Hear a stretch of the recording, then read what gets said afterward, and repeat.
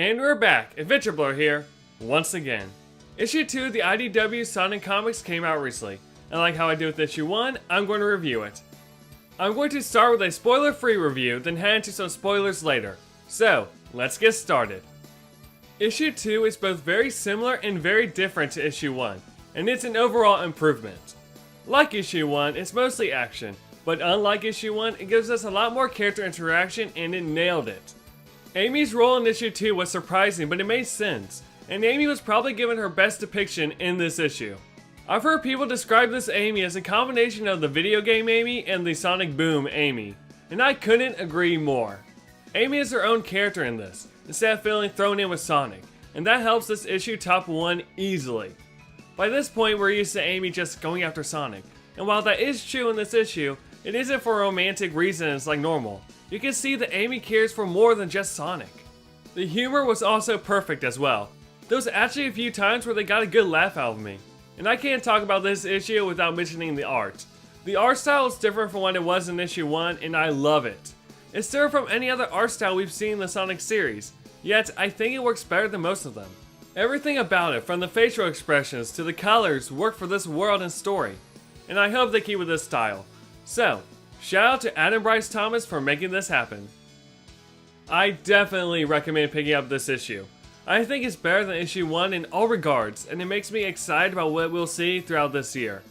I'm going to talk some spoilers, so click the time card to skip to the end if you haven't had the chance to read the issue yet, or don't want it spoiled.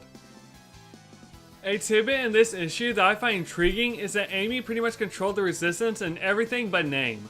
I'm not surprised given how Amy is, but it's still interesting to note, and I hope we someday see this in a few issues. I think it would be awesome to have a miniseries on the months leading up to Forces, before Sonic is, rescued. And if it's given the detail of this issue, it will be amazing. Also, the Egg Pawns are back again, even though we see the new models on one of the covers. Eggman, please make up your mind. And speaking of Eggman, we now know that Orbot and Cubot survived Forces and are working with the unknown leader. I'm still not sure who it is, but I'm starting to lean more towards Metal Sonic again. Seems like the only one that Orbot and Cubot will listen to outside of Eggman. Or again, it could be someone new. Or maybe Steve from Sonic Boom. I would love that. That would actually be amazing if it was Steve.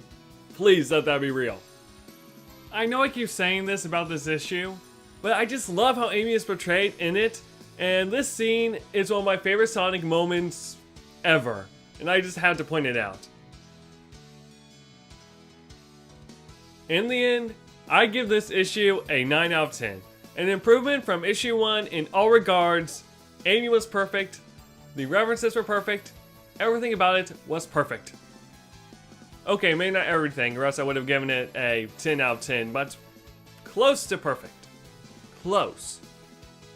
That's about all I have for this review. I hope you guys enjoyed it and enjoyed the comic as well. Next week I'll be going over issue 3, and if you haven't picked up either of the first 2 issues, then I suggest checking out my video on what games to play before reading the series. I went over any game that will be referenced or a story point that will be continued in the comics, and it's a great watch. So, as always, this is AdventureBlur, and I will see you next time.